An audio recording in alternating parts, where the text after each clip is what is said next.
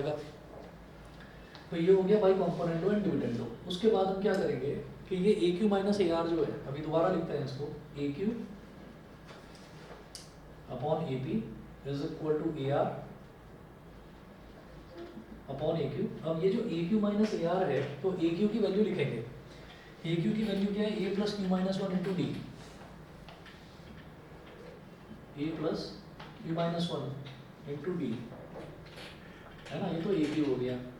और minus A R क्या होगा, A plus R minus one into D,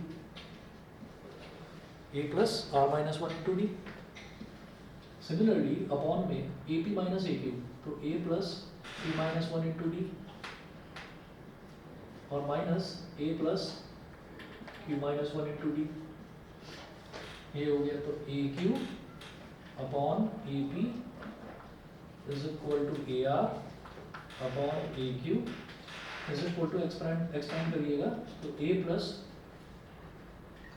Q minus one into D minus A minus are minus one into D upon A plus P minus one into D minus A और minus Q minus one into D, minus A plus A cut गया, minus A plus A cut गया, ये हो गया।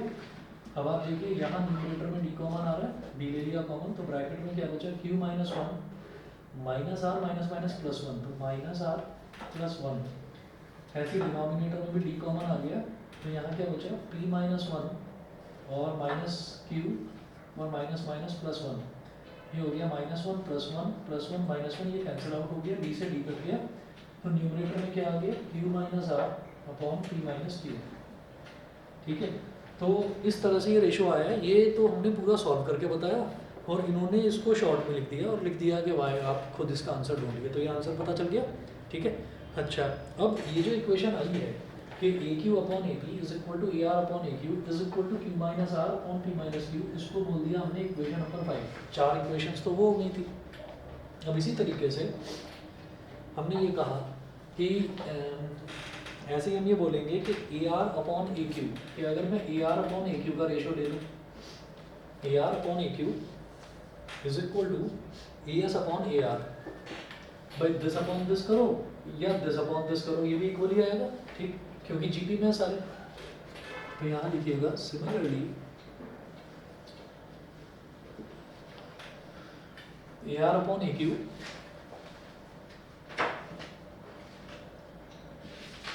Is equal to a s upon a r. ठीक है, और इसमें क्या करेंगे, इसमें फिर वही करेंगे, A R minus A s upon A Q minus upon A Q minus A r. ठीक है, यहाँ तक समझ गए। देखिए होता तो उल्टा है, जैसे हमने यहाँ पर एग्जांपल लिया 3, 6, 12, 24, this upon this is equal to this upon this. अगर उल्टा भी करोगे कि this upon this is equal to this upon this, तो भी तो सेम ही आएगा ना, कि भाई 6 अपॉन 3 करेंगे तो 2 आएगा, 12 अपॉन 6 करेंगे तो 2 आएगा, 24 अपॉन 12 करेंगे तो 2 आएगा। उल्टा अगर करो 3 upon 6 1 upon 2, 6 upon 12 1 upon 2, 12 upon 24 1 upon 2, तो रेशो तो तब भी सेम नहीं आएगा ना, चाहे उल्टा कर लो। अब वो उल्टा जानबूझकर करा जा रहा है, क्यों, क्योंकि एक में मैं चाहता हूँ, एक में हमारे पास जैसे ये A R upon A q है, तो A R upon A Q जैसे यहाँ पर मिला है, इसी तरीके से मैं यहाँ पर भी a are upon A Q चाहता हूँ, लेकिन अगला रिलेशन में एस के साथ चाहता हूँ। तो मैंने कहा this upon this is equal to this upon this. अच्छा, ये सब कुछ हम कर क्यों रहे हैं, इस क्वेश्चन में देखिएगा इन्होंने ये कहा है, then show that P minus Q, Q minus R and R minus S are also in G P. तो P minus Q, Q minus are और are minus S are also in G P. तो मेरे पास P minus Q, Q minus R तो आ रहा है, are minus S और आ जाए, तो उसको कैसे प्रूव करें कि वो भी जी पी में है। देखिए यहाँ पर ऐसे हो गया, अब A R minus A S को जो हमने ये लिखा है यहाँ पर भी वही लिख देना, बाई कॉम्पोनेंटो एंड डिविडेंडो। इस मेथड का नाम होता है ये कॉम्पोनेंटो एंड डिविडेंडो। ये हो गया।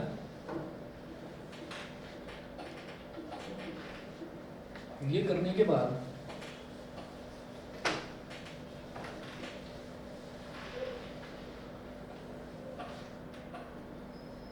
फिर क्या करना है, देखिएगा तो ये हमारे पास आ गया a are upon A Q is equal to a s upon a r is equal to, अब जैसे यहाँ पर इतना सब कुछ सॉल्व करा था तो A Q minus A are था, अल्टीमेटली करके वो क्यू माइनस आर आ गया ना। ऐसे ही क्या है यहाँ पर A R minus A S है, तो ये कर करा के आर माइनस एस आ जाएगा। ठीक है, मैं इसको सीधा सीधा आर माइनस एस ही लिख रहा हूँ, आप कर सकते हैं सॉल्व। भाई ए क्यू ए आर की वैल्यू डालनी है, ए एस की वैल्यू डालनी है, जब सब्ट्रैक्ट करोगे तो उसी तरह से नीचे भी ए क्यू और ए आर की वैल्यू डालनी है, तो जो वैल्यू कट जाएंगी उसके बाद हमारे पास न्यूमरेटर में आर माइनस एस आएगा और डिनोमिनेटर में क्यू माइनस आर आएगा। ऐसे करके कॉमन नहीं ले सकते क्या उसमें, एक कॉमन ले लिया। नहीं ए और आर मल्टीप्लाई नहीं हो रहे, ये आरथ टर्म है, ये सबस्क्रिप्ट में आ रहा है। ठीक है, तो आरथ टर्म है, ये ए और आर मल्टीप्लाई नहीं हो रहे, समझ गए। तो r minus s upon q minus r, ये हो गया। अच्छा, अब आप ये देखिएगा, इसको हमने बोल दिया इक्वेशन नंबर 6। ठीक है, अच्छा अब हम ये कहेंगे कि इक्वेशन नंबर 5 और 6 को क्या मैं कंपेयर कर सकता हूँ? बिल्कुल करा जा सकता है, क्योंकि इक्वेशन नंबर 5 भी a are upon A q के इक्वल है और इक्वेशन नंबर 6 में भी एक ratio a are upon A q है। तो इसका मतलब ये r minus s upon q minus are और ये दोनों के दोनों इक्वल हो जाएंगे। It implies that P minus are upon P minus q is equal to r minus s upon q minus r. ये हो गया। हम क्रॉस मल्टीप्लिकेशन कर दीजिए, तो क्यू माइनस आर का whole square is equal to p minus q into r minus s. ठीक है, तो क्या होता है कि अगर हम ये बोल देते हैं ना कि A B C are in G P, are in G P, इसको अलग से करके दिखा रहा हूँ। यहाँ पर इतना लिखने के बाद में आप सीधा सीधा ये कह दीजिएगा hence P minus Q comma Q minus R and R minus S are in GP. ये कह दिया कि P minus Q Q minus are और are minus S they are in GP, ये बोल दिया। और रीजन में लिखिएगा because if A B and C are in GP, अगर तीन टर्म्स हैं ए बी और सी, अगर ये तीनों टर्म्स जीपी में हैं तो इसका मतलब b upon a must be equal to C upon b. ठीक है, must be equal to C upon b. Cross multiplication करेंगे तो b into b square, a into c a c, ये हो जाएगा। मतलब बीच वाली टर्म का square is equal to first और थर्ड टर्म का प्रोडक्ट, ये होता है जीपी में। ठीक है, तो वही इन्होंने पूछा था कि P minus Q Q minus are और आर माइनस एस, इसको जीपी में प्रूव करना है, तो ये इस तरीके से करा जाएगा। ठीक है जी, क्लियर? ठीक है, अच्छा उसके बाद जरा देखिएगा कि जो अगला क्वेश्चन है, अगले क्वेश्चन में भी कुछ कुछ ऐसी अप्रोच लगेगी। हालांकि कॉम्पोनेंटो डिविडेंडो तो नहीं लगेगा, कुछ कुछ ऐसी अप्रोच लगेगी। ये जो हमने लास्ट में यूज़ करा B square is equal to A C, एक बार ट्राई करिए, मैं 1 मिनट में आ रहा हूँ। ये वाला समझ में आ गया भाई? ऑनलाइन वाले दोनों बच्चे बताएं। Yes sir. ठीक है, बस मैं अभी आ रहा हूँ, अगला ट्राई करिए जरा। ओके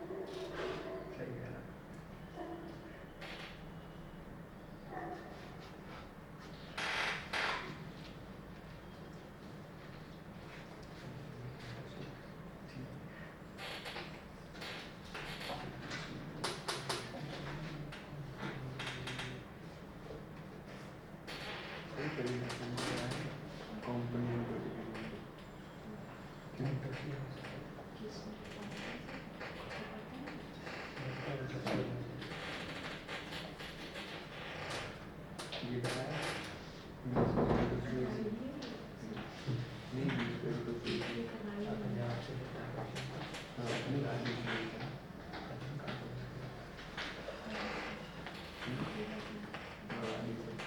हाँ जी हुआ क्या या करवाऊँ हुआ या करवाऊँ अच्छा चल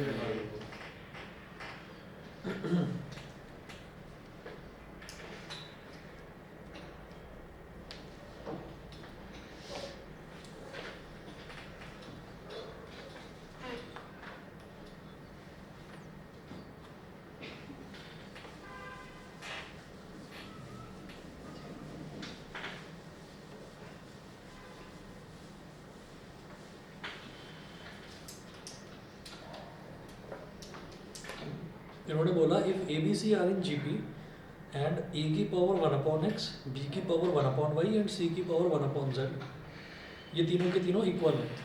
prove that X Y Z are in A P, prove that X Y Z are in A P. तो देखिए क्या करना है यहाँ पर इन्होंने ना, तो इसमें example number 22,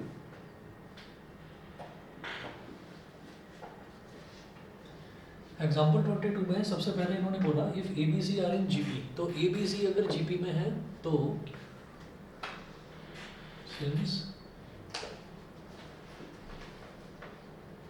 A B C are in G P therefore b upon a is equal to c upon b.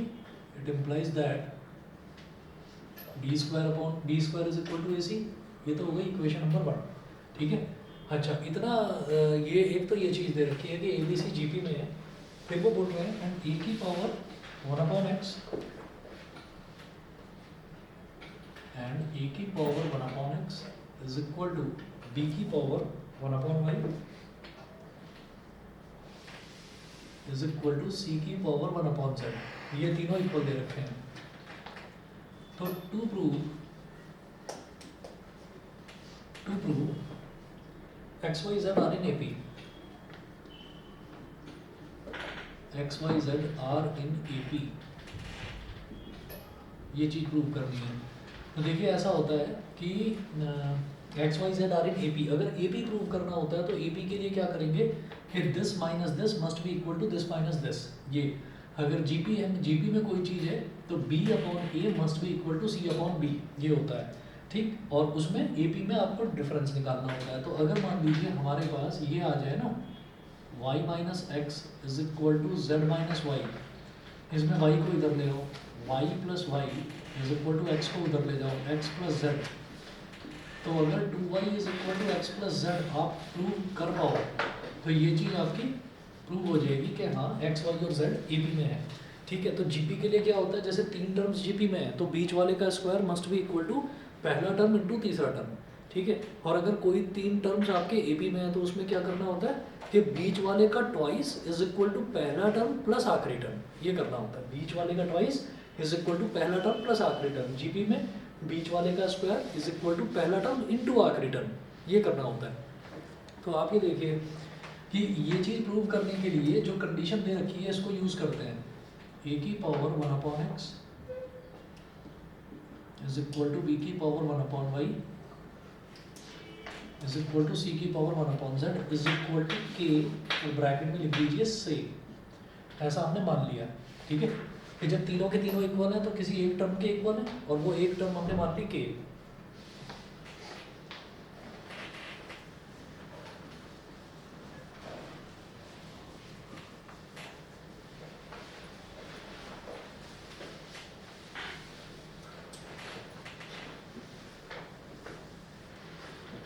अब दूसरा इसमें क्या होता है कि अगर कभी भी कोई टर्म ऐसी है जैसे a की पावर 1/x है, वो k की इक्वल है, तो हम ऐसे लिखेंगे a की power 1/x is equal to k, अलग करो, b की power 1/y is equal to k, फिर c की power 1/z is equal to k, तीनों को अलग अलग करके लिख लिया, ठीक है। तो अगर कोई भी पावर यहाँ पर अपॉन में है ना, मतलब 1 करके रेसिप्रोकल में, तो वो इधर जाकर पावर में आ जाएगी, उसकी नॉर्मल पावर में आ जाएगी। मतलब a की वैल्यू आ जाएगी k की पावर x, नहीं समझे, ठीक है। ये अगर इधर देखिए, इधर क्या है, इधर नॉर्मली k की पावर 1 है, ठीक है। तो यहाँ पर क्या है, यहाँ पर a की पावर 1/x है। अगर मैं यहाँ से a निकालना चाहता हूँ तो ये जो 1/x वाली टर्म है ना, ये जो रेसिप्रोकल में दे रखा है, मतलब ये x बन जाएगा और k की पावर में आ जाएगा। सिमिलरली अगर यहाँ से मैं b की पावर निकालना चाहता हूँ तो ये जो 1/y है ये इधर जाकर y हो जाएगी, b is equal to k की पावर y हो जाएगी। सिमिलरली c की वैल्यू क्या हो जाएगी, k की पावर z। a b और c की इस तरह से वैल्यूज हो गई, ठीक है। इसके बाद अब आप ये देखिएगा कि क्योंकि हमें ये दे रखा है कि ये a b और c gp में है, तो b square is equal to ac दे रखा है, तो हम ये करेंगे from equation 1 b square is equal to ac। अब b स्क्वायर मतलब k की पावर y का स्क्वायर, b स्क्वायर का मतलब हो गया k की पावर y का स्क्वायर, k की पावर y का square is equal to ac। a क्या है, k की power x multiplied by c क्या है, k की पावर z। ये हो गया, ठीक है। आगे इस तरफ कर दूं, अगर मान लीजिए किसी भी पावर की पावर होती है तो वो मल्टीप्लाई हो जाती है, पावर की पावर मल्टीप्लाई हो जाती है, तो ये हो गया k की पावर 2y। k की power 2y is equal to k की पावर x इंटू k की पावर z, मतलब k की power x plus z, k की पावर x प्लस z। तो इधर भी k है और इधर भी k है, तो it implies that 2y is equal to x plus z, hence x, y and z are in AP। और यही हमको प्रूव करना था, प्रूव हो गया, x, y, z AP में हो गया। क्यों? क्योंकि बीच वाले का ट्वाइस इज इक्वल टू पहला टर्म प्लस थर्ड टर्म, ये हो गया। तो ये हमारा x, y, z AP में आ गया इस तरह से, ठीक है। अब इसके बाद देखिएगा अगला जो क्वेश्चन दे रखा है, इसमें है a b c d and p are different real numbers. तो a b c d और p ये कुछ अलग अलग रियल नंबर्स दे रखे हैं, फिर एक कंडीशन दे रखी है। उस कंडीशन के हिसाब से ये बोल रहे हैं कि आपका ये जो है a square plus b square plus c square into p square ये दे रखा है less than equal to 0, then show that a b c and d are in gp। हमको ये शो करना है कि a b c और d ये सारे के सारे gp में हैं, ठीक है। अच्छा, तो अब देखते हैं जरा,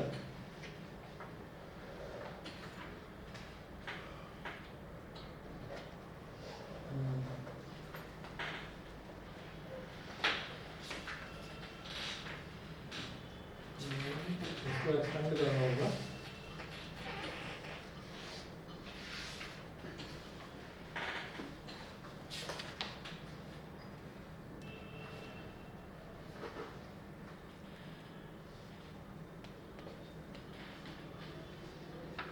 ये क्वेश्चन ना इंपॉर्टेंट मार्क कर लीजिए, ये वाला जो है ये इंपॉर्टेंट मार्क कर लीजिए, एनसीईआरटी का ही है, लेकिन जब देखोगे ना इसको तो ये एक दो कंडीशंस आपको बताऊंगा अलग अलग, वो कंडीशंस याद रखनी जरूरी है इसमें, तो इस पर स्टार बना लेना। ऐसे ही एग्जाम्पल नंबर 21 पर भी स्टार बना लेना, जो 21 हमने करा है ना, एक तो वो भी इंपॉर्टेंट है और एक ये 23 वाला ये भी इंपॉर्टेंट है। तो 23 वाले में देखिए, इसमें इन्होंने बोला A B C D and P are different real numbers.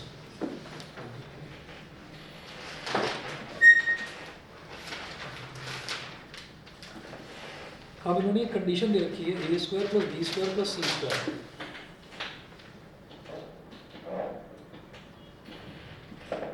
Given A square plus B square plus C square, A square plus B square plus C square into P square minus to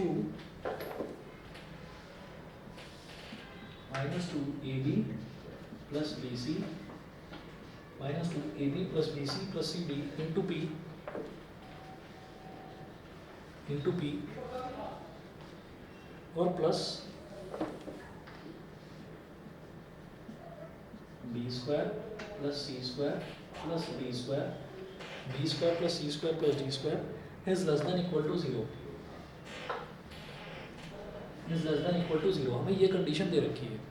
अब इसको क्या करना होगा, इसको ना पूरे को expand करना होगा, और मुझे इस कंडीशन के अलावा उन्होंने बोला ए बी सी डी और पी ये सारे के सारे ना रियल नंबर हैं, ठीक है। अच्छा, अब वो बोल रहे हैं कि then show that A B C and D are in G P to prove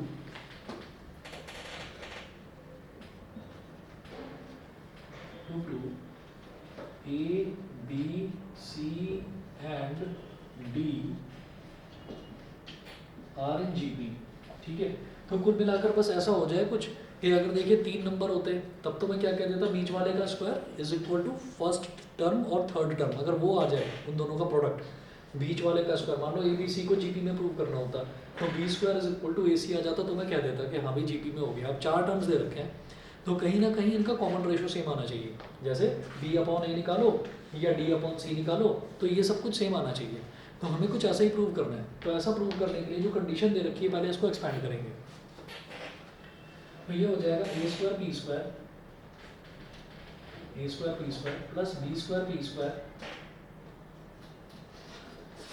plus C square P square, ठीक है। फिर माइनस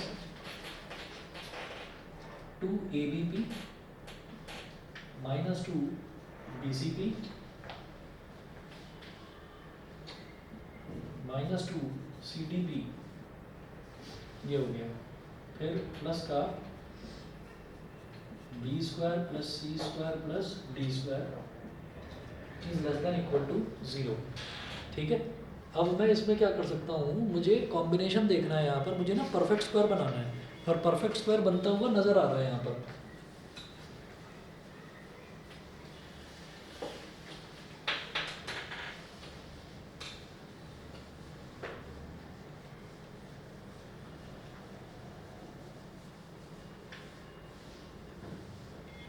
आप ये देखिएगा, एक चीज तो मुझे ये दिखाई दे रही है कि ए स्क्वायर पी स्क्वायर है, ए स्क्वायर पी स्क्वायर दिखाई दे रहा है, ठीक है।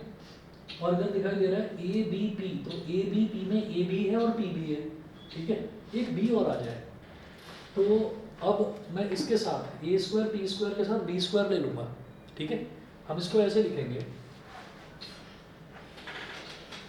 It implies that A square P square plus B square, साथ में मैंने बी स्क्वायर ले लिया, A square P square plus B square ये ले लिया, और minus 2 A B P, minus 2 A B P को ऐसे लिख सकता हूँ क्या, A P into B, A B P लिख दो या ए पी बी लिख दो, एक ही बात है। ऐसा मैं क्यों कर रहा हूँ, क्योंकि ये ए स्क्वायर पी स्क्वायर का मतलब क्या हो गया, ए पी का होल स्क्वायर है ना, और बी स्क्वायर का मतलब बी का होल स्क्वायर, तो A square plus B square minus 2 A B, तो क्या हो जाएगा, ए पी माइनस बी का होल स्क्वायर बन जाएगा ये, ठीक है। सिमिलरली अगला देखो B square P square, B square P square है, B square P square B और पी के साथ में क्या दे रखा है सी, तो सी का स्क्वायर हो इसके साथ प्लस सी का स्क्वायर, और इसको लिखो माइनस का 2, ये बी सी पी है तो बी सी पी को लिख सकता हूँ माइनस का 2 बी पी इंटू सी, बी पी इंटू सी, ये हो गया। अगला देखिए सी स्क्वायर पी स्क्वायर,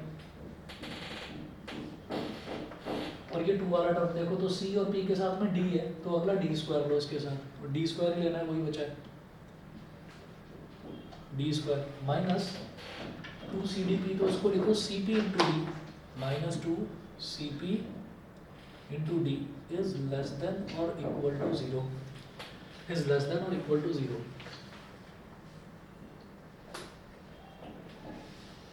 ये हो जाएगा ए पी माइनस बी का whole square, A P minus B का होल स्क्वायर प्लस ये क्या हो जाएगा, बी पी माइनस सी का होल स्क्वायर प्लस ये हो जाएगा सी पी माइनस बी का whole square is less than equal to 0, is less than equal to 0, ठीक है। तो अब आप ये देखिएगा कि ये ना ए बी माइनस बी का होल स्क्वायर है, तो पहले ही क्वेश्चन में जो पहला ही सेंटेंस दे रखा है कि A B C D and P are all real numbers, तो रियल नंबर का मतलब क्या है कि रियल नंबर का स्क्वायर हमेशा पॉजिटिव ही होगा, ठीक है। अगर हमारे पास अगर रियल के अलावा, अगर मान लीजिए रियल के अलावा कोई और नंबर दे रखा होता, मान लीजिए इमेजिनरी नंबर होता, इमेजिनरी नंबर होता तो इमेजिनरी नंबर का स्क्वायर तो नेगेटिव हो सकता है भाई, हमें पता है कि आई है, आई एक इमेजिनरी नंबर होता है आयोटा, उसका स्क्वायर -1 होता है, तो इमेजिनरी नंबर का स्क्वायर तो नेगेटिव हो सकता है लेकिन रियल नंबर का स्क्वायर हमेशा पॉजिटिव होगा। तो भाई ये भी पॉजिटिव, ठीक है, ये भी पॉजिटिव, होल स्क्वायर है रियल नंबर का। ठीक, अब आप कुछ भी इसमें समझ सकते हैं, देखिए ए पी रियल नंबर है, दोनों का मल्टीप्लिकेशन करा, एक पॉजिटिव नंबर आ गया, और बी एक और भी बड़ा पॉजिटिव नंबर है जो ए और बी के प्रोडक्ट से भी बड़ा है, तो भी क्या होगा, अंदर ही तो नेगेटिव आएगा, लेकिन नेगेटिव का स्क्वायर भी तो पॉजिटिव ही होता है, समझ गए। तो कुल मिलाकर ये जो होल स्क्वायर है ये भी पॉजिटिव, ये भी पॉजिटिव, ये भी पॉजिटिव, ये किसी भी तरीके से जीरो से छोटा नहीं हो सकता। होल स्क्वायर जब ये भी एक positive number, positive plus positive, 3 positive number आ गए, तो 3 पॉजिटिव नंबर्स का सम जीरो से छोटा नहीं हो सकता, नेगेटिव नहीं आ सकता, जीरो के इक्वल जरूर आ सकता है। हमें तो ये कंडीशन सेटिस्फाई करनी है ना कि it is either less than और इक्वल टू जीरो, तो भाई लेस देन को तो हटा दो, लेस तो नहीं हो सकता, हाँ इक्वल टू जीरो जरूर हो सकता है, लेकिन इक्वल टू जीरो भी कब होगा, इक्वल टू जीरो भी तब होगा जब ये भी जीरो हो, ये भी जीरो हो और ये भी जीरो हो। ऐसा क्यों, आप कहें नहीं जी नहीं, इससे ये कट जाए और ये जीरो हो जाए तब हो जाएगा, ऐसे कट भी नहीं सकता, क्योंकि तीनों ही पॉजिटिव नंबर हैं और होल स्क्वायर की मिनिमम वैल्यू जीरो होती है। होल स्क्वायर अगर रियल नंबर का होल स्क्वायर कर रहा हूँ तो होल स्क्वायर कभी भी नेगेटिव नहीं हो सकता, तो होल स्क्वायर की मिनिमम वैल्यू जो है वो जीरो होती है। तो भाई ये भी जीरो आएगा, ये भी जीरो आएगा और ये भी जीरो आएगा, तब जाकर इज इक्वल टू जीरो वाली कंडीशन सेटिस्फाई होगी, और ये पूरा expression is either less than और इक्वल टू जीरो, तो दोनों में से कोई एक चीज़ हो सकती है, आइदर लेस देन और इक्वल टू, तो इक्वल टू जीरो वाला सेटिस्फाई हो गया है। हम ये कहेंगे, मेरी बात समझ में आ रही है ईशा और सना, बताइए। Yes sir. ठीक है सना, क्लियर है? Yes sir. ठीक है, चलिए जी, तो हम ये कहेंगे since A B C D and P are real numbers,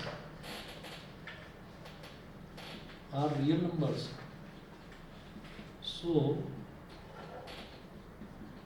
A P minus B का square semicolon B P minus C का square and C P minus D का whole square are all positive numbers, are all positive numbers. Sum of these three positive numbers का जो सम है can't be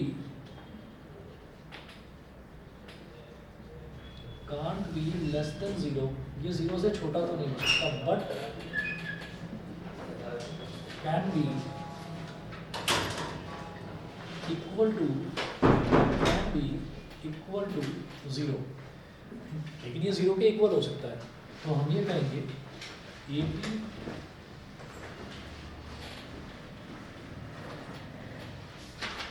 P minus B का whole square plus B P minus C का whole square plus C P minus D का whole square is equal to zero, और ये zero के equal भी हो सकता है, वो भी कब होगा भाई, होल स्क्वायर है तो इसकी भी मिनिमम वैल्यू जीरो, ये भी जीरो, ये भी zero, it implies that A P minus B का whole square is equal to zero, B P minus C का whole square is equal to zero, C P minus D का whole square is equal to zero. जब whole square zero है तो इनका square root भी zero ही होगा, इसका मतलब A P minus B is equal to zero, B P minus C is equal to zero, C P minus D is equal to zero.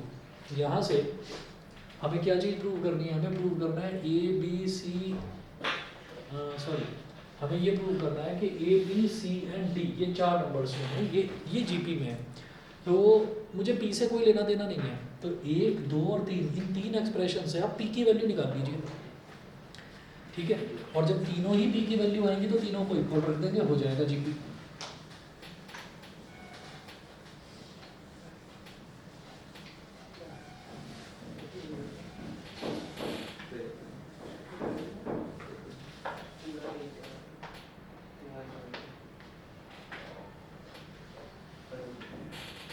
तो तो A P minus B is equal to 0, A P minus B is equal to 0। तो इससे क्या हुआ, P की value क्या हो जाएगी, बी अपॉन ए, ठीक है। B P minus C is equal to 0, तो माइनस सी उधर चला जाएगा, सी बन जाएगा और ये बी नीचे आ जाएगा। B P minus C is equal to 0, तो यहाँ से पी की वैल्यू क्या होगी, सी अपॉन बी, ठीक है। अच्छा, और इसी तरह से C P minus D is equal to 0, C P minus D is equal to 0, तो पी की वैल्यू क्या होगी, D upon C. Therefore B upon A is equal to C upon B is equal to D upon C. समझ गए? तो क्या हो गया, b upon A is equal to C upon B is equal to D upon C. तो इसका मतलब A B C D चारों के चारों आपके जीपी में है। Therefore A B C and D are in GP. ठीक है, यही हमको good evening sir. Good evening, यही हमको गुड इवनिंग समझ गए? तो भाई देख लीजिए, क्वेश्चंस इसके थोड़े से लंबी जरूर है और सारे क्वेश्चन इंपॉर्टेंट है मिसलेनियस के। आप कोई, हाँ कौन से वाले, कुछ क्वेश्चंस कटे हुए होंगे, वो ये वाले होंगे सम स्पेशल सीरीज वाले जो 4th एक्सरसाइज वाले। 1 से लेकर 6 तक कटे हुए हैं क्या? नहीं, सर हमारे पहले प्राइस नहीं आ रही है। हाँ अच्छा 9.1 नहीं है, एपी नहीं है ना, कोई नहीं, कर लो कर लो। हाँ कुछ नहीं पता, अगर क्वेश्चन आ जाएगा वो बोल देंगे कि नहीं हमने तो करवाया था।